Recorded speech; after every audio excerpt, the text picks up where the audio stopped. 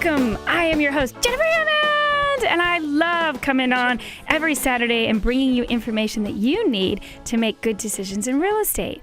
So we're blessed today. We have a special guest in studio, Melissa Hall, and I'm going to tell you a little bit about her in a minute. But as you know, we're always interested in giving you the tips that'll help you make a real difference in life, one way or another. And today we're going to talk a lot about safety and what you can do to really protect your family and really take care of your environment in a way that so often we don't think about, unfortunately, until some tragedy happens.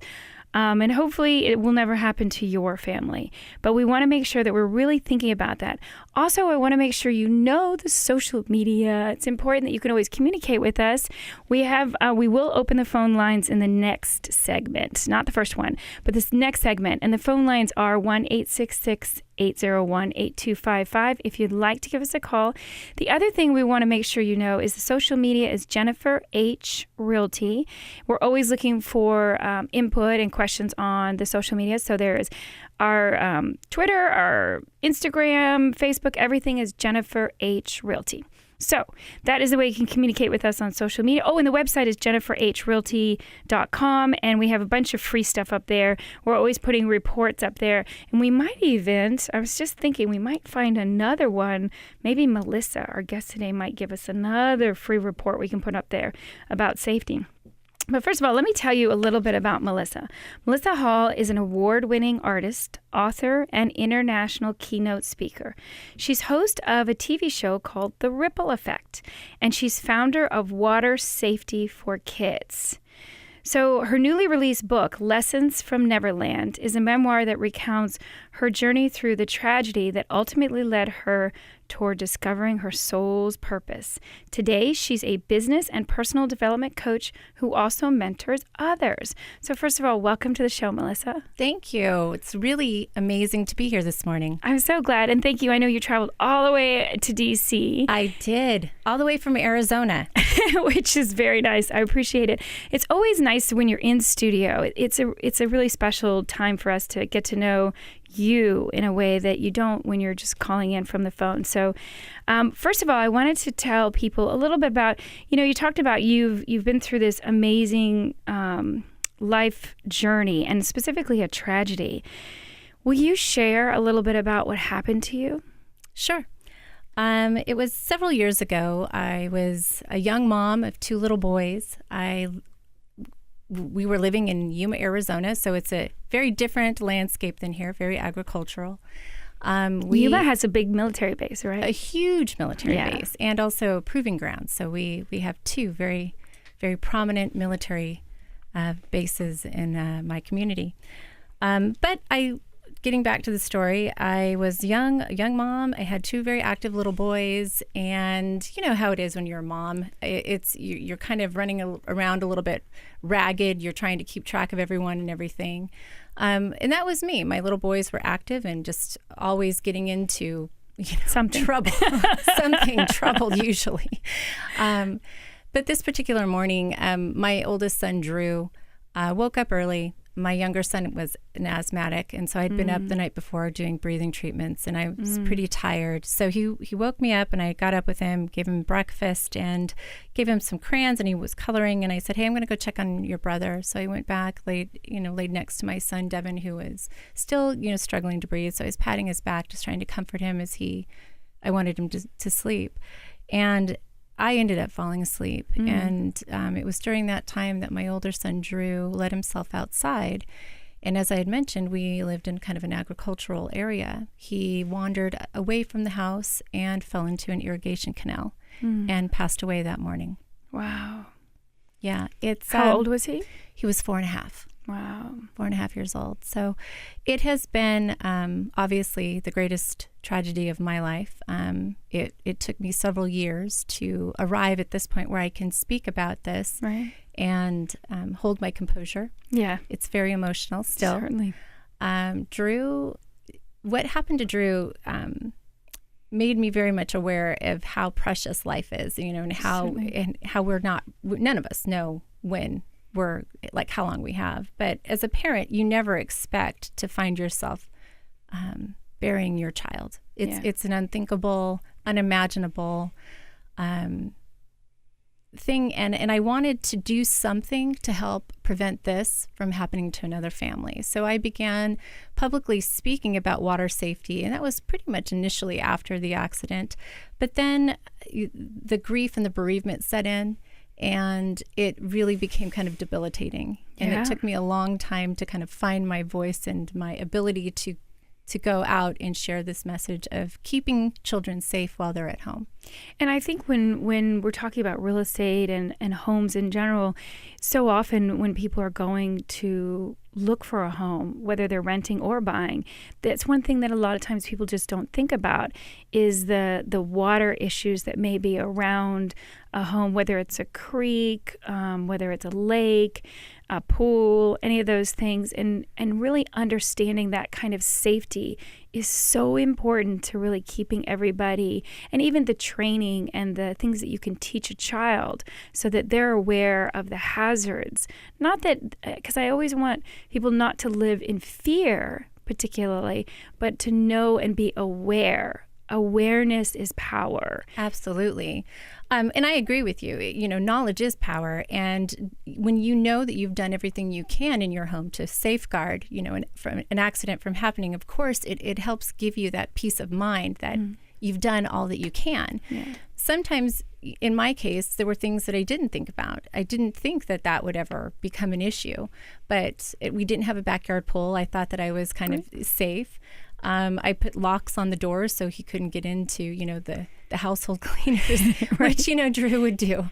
I locked up all the knives because he was a fan of playing, swords with actual kitchen knives. I don't know if anyone else has experienced that. That was an interesting morning. Drew was he was this vibrant little guy who just loved life. And so it took a lot to kind of make sure that he was safe while he was out there trying to, explore be adventurous. The world. Exactly. So he taught me a lot. I was always on my toes. But what I took away from this experience was the following, that you can never be too safe. Education, teaching kids, having conversations with your children, they are so much smarter than we give them credit for. Yeah. And much more aware sometimes. Very aware. Observant in so ways, because they can duplicate what you've done and what you've said so often. And I mean, there's some phenomenal songs about that. Well, how'd you learn how to do that? Well, from you. Oops. Exactly. Oh, darn. Oh, my goodness. Drew was one of those children that if you told him, hey, no, don't do that. Yeah. It was like, oh, do it. Well, I'm going to do it anyway, Mom. This is how I learn. And this is how I push all those buttons and make you a little bit crazy. So I had to take stock of what I thought I knew in that moment and basically admit that there were things that I had missed. Right.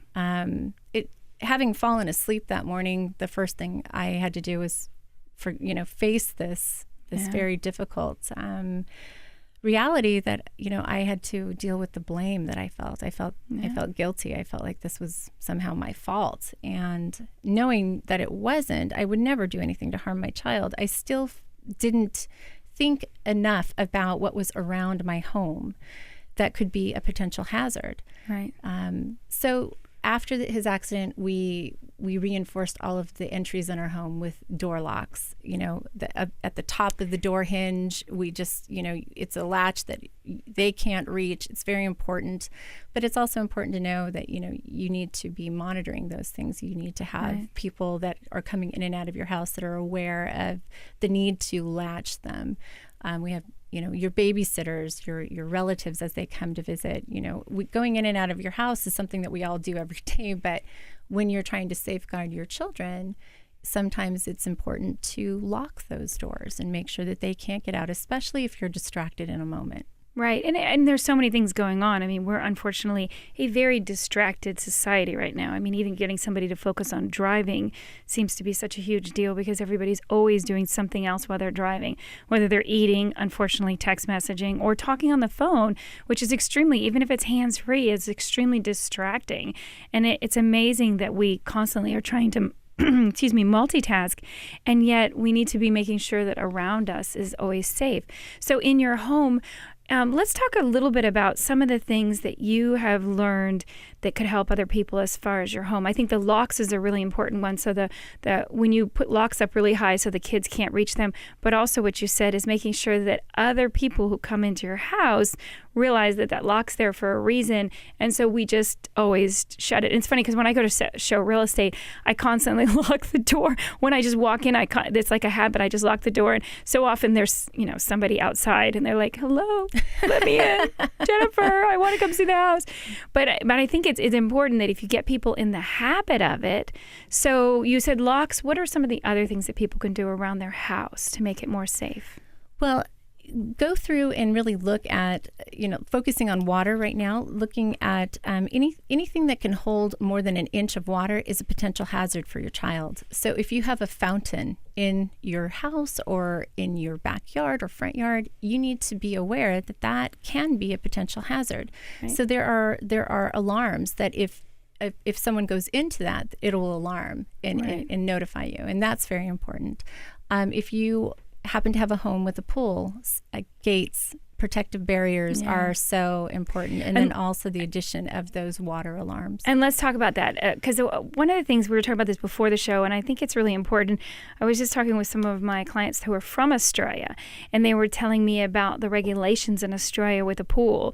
They thought when they bought this house, they were just like, wow, it's so beautiful, because they're so used to having these really special safety gates that have to be around any pool. Whether you have children in your house or not, it doesn't matter. If you're building a pool, you have to have safety gates all the way around the entire pool, which again, it kind of takes a little aesthetically away from it because it doesn't look quite as beautiful, with a seamless look. But that's just part of the safety standard there. We don't have that here in the United States. And just because I'm licensed in Virginia, D.C., and Maryland, I've learned that the safety, as all the regulations in general, are so different, even in these three states, that it's amazing to realize that this just needs to be something that we decide we're going to do. So around water, again, we talked about a pool, but like looking at other things that are around in the area, like other bodies of water, like a lake or a creek, what are some of the suggestions you would have? I've noticed that there's a real trend to build in these water features in communities. Of course. And that is another obvious potential hazard for your child. The best thing that I have found is education. Yeah. Talking to your children, explaining to your children, but also, if you have a child like Drew, knowing that temptation sets in. And if you told them no, they're going to try to go do it. Yeah. But I really do believe that kids want to enjoy, doing things in a safe way. And when they understand, and obviously children are children, and it depends on their age and how much they can comprehend. But talking to them is really key. Just that conversation, that constant communication is really important in helping them understand and just be aware of, oh, well, mom says that might hurt me. Okay, I'm going to stay away. And then if you are lucky enough to have multiple children, have older children help you monitor the younger children. It's important to do that. Thank you for saying that. It's funny, recently I have a little 5-year-old boy who's the son of one of my clients, and he's been so funny because he loves to run super fast around the house, but he has a younger sister, and it is really special when he decides, okay, it's time to make sure she's safe, and I watch him take care of her. It's just so beautiful. And I think, thank you also for saying, just talk to your children, because so often people think, well, they won't comprehend it. Well, you'd be surprised how much they really do absorb and really do understand it. They do. And even though they might be a little rebellious, it's amazing also if you give them the full story, including, and I know that some parents don't want to talk about death, but if you actually explain it in the big picture, it's amazing how a child can really conceive, well, we don't want to be injured. We don't want anything, like death to happen. So there is a real reason. If it's just your rule, then sometimes it's just more of a reason to rebel. But if they believe that there's a real reason that it could be harmful, and again, I think that so many children will be interested, and again, of taking care of their neighbors as well as their younger siblings. Absolutely. They're interested if you talk to them. Absolutely. And right after the accident, I spent a lot of time going to preschools because children under the age of 5, and especially young boys under the age of 5, statistically have the highest mortality rates when it comes to water safety incidents. So I really wanted to make sure that I was talking to that population and the parents of that population. So I went to preschools and I spent a lot of time explaining what happened to Drew. And to this day, I have kids that will come up to me and say, I remember you coming in and talking to me about your son. And they remember his name and they remember everything about that story. And they talk to me about how they saved somebody else because they were paying attention. Right. So I know that Drew's story is making my story is making a difference just by having those conversations with kids. So I know that communication is so key in helping to prevent accidents and unfortunate deaths. Well, Melissa, I want to say thank you so much. We're going to run to a break, but when we come back, we want to talk more. So if you're just tuning in, this is Melissa Hall. She's coming and sharing her story, her tragic story, unfortunately, about the loss of her son. And we want to talk a little bit more about how people can create a safe home and all the different things they can do, whether it's preventing, different water obstacles around the house, but anything they can do around the house to make it safer for them. So we'll be back after the break with more of the Jennifer Hammond Show.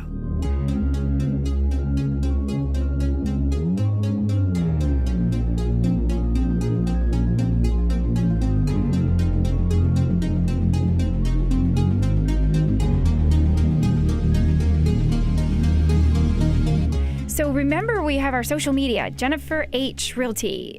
Jennifer H is for Hammond, and then Realty, Realty. Jennifer H. Realty is Twitter, Facebook, Instagram. And I want to do a shout out to my two interns, Bella and Bria. They both work so hard on that social media.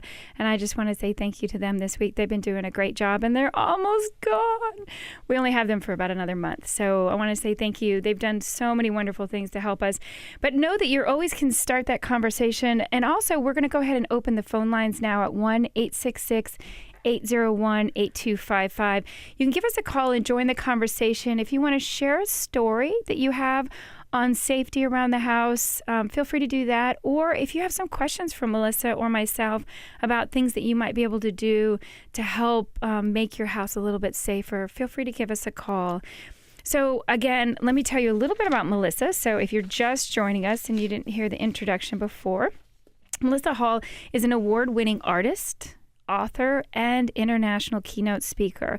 She's host of a TV show called The Ripple Effect and founder of Water Safety for Kids. Her newly released book, Lessons from Netherland, is a memoir that recounts her journey through tragedy that ultimately led her toward discovering her soul's purpose. Today, she is a business and personal development coach who also mentors others. So thank you for being here, Melissa. Thank you so much for having me. I want to tell people a little bit about, if you would share a little bit about your television show.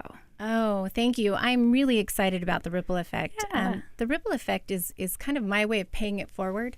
I believe that everything that we do in life has a way of touching the lives of others. And I wanted to focus on everyday people doing amazing things to contribute to, bettering the life or the situation of another person. And so often people are doing that. There are so many, it was like a couple weeks ago, I had a really tough week where there were just some really tragedies that had happened around me. And I was amazed by the kindness of strangers who they really turned it around. It wasn't one of my close friends or somebody, it was the kindness of strangers. And I found that ripple effect that happened just from the kindness of strangers, I thought, wow, it's so amazing how overlooked it is that ripple effect. And that happens, whether it's in real estate, in a community, when you have just one person who does something that is so sweet and so kind. I mean, I had one friend who she was talking about, she loves, one of her favorite things in the world to do is when you're going through all those toll roads is pay for the person right behind you. Because you're not looking for a thank you. You're not looking for anything. You just want to do it, just to do it. So I love the fact that you have a TV show that really highlights everyday people. Everyday people. I believe that, we all contribute and everyone can. And sometimes people don't think about what they can do. So I like to show them through the examples of others. I really believe that right now we need to find ways to, connect to each other and really become more united. There's a lot of division. There's a lot of good reasons, I think. But at the same time, I think that we have to choose to find the things that unite us instead of divide us. And those are choices. You can choose to see something good in another person, even if you don't agree with them on every topic. And it's so reaching across and saying, hey, maybe I don't agree with you on all of this, but I see the value in you. And I really believe that together we can create something positive. And so I wanted to really take time to focus on that, because I'm actually here living, here. I'm actually still here because of the kindness of a woman who wrote me a letter. And in a moment where this is after the accident, and in another unfortunate reality is that when you're grieving as a couple, you don't grieve together. That's kind of a misnomer. You hope to. You hope that it'll bring you together, but grief is something that is very independent, and you go through it differently, and it can be difficult to understand the behavioral changes in your spouse as they're grieving. And so often when you've lost a child, it's so hard to keep that marriage together. It is. It is. And my marriage definitely suffered after, because there was a lot of blame and because I fell asleep, and he happened to be away from the home at that time. He was working out of town, and So in a moment where I was just kind of at one of the darkest points, I happened to reach down and pick up a letter that a woman named Teresa wrote me, and it was about her experience. She had lost her 6-year-old daughter to a biking accident. She was hit by a car while she was on a bike, and she told me that even though I had just been through this devastating loss, that I could in time find happiness if I chose to, but it was a choice. And she encouraged me to embrace life, to not give up, but to go on living, that was really the best thing that I could do to honor my son. And as much as it hurt in those moments to think that I even could, I didn't even want to, it was just difficult to even imagine being happy again. That letter gave me enough hope to hold on. And that's why I believe so much. And you never know what a random act of kindness can really mean in the life of another person. And I know that because I'm sitting here because of one. Absolutely. And even with my radio show, I mean, when I first started, I wasn't really sure that it made a difference for people. And I had a woman call who was about to commit suicide, and she didn't because of something she had learned on the show. And since then, we've had other people who were right on the verge of suicide. And again, that was so beyond my understanding that the show could actually help people in such a profound way. And I still am incredibly grateful to this day of, again, the kindness of strangers, of some of the emails that we get in, is, as well as I know for your television show, that when people write in and you realize that you're making a difference in their lives, even if you've never met them, that is something that to me just makes me so excited about coming in and being here again and putting all the work into it. Absolutely. For me, serving others became a way that I found healing for myself. So really, for me, the way out of this deep emotional pain was serving others, giving to others, and just letting that experience feed me. It gave me this belief that I could still make a difference. And it was those moments where I could see how I was doing something good out of some really tragic circumstances, when I could educate others and help them keep their children safe, or help children understand the importance of being safe around water. It was the lifeblood that carried me through those really difficult times.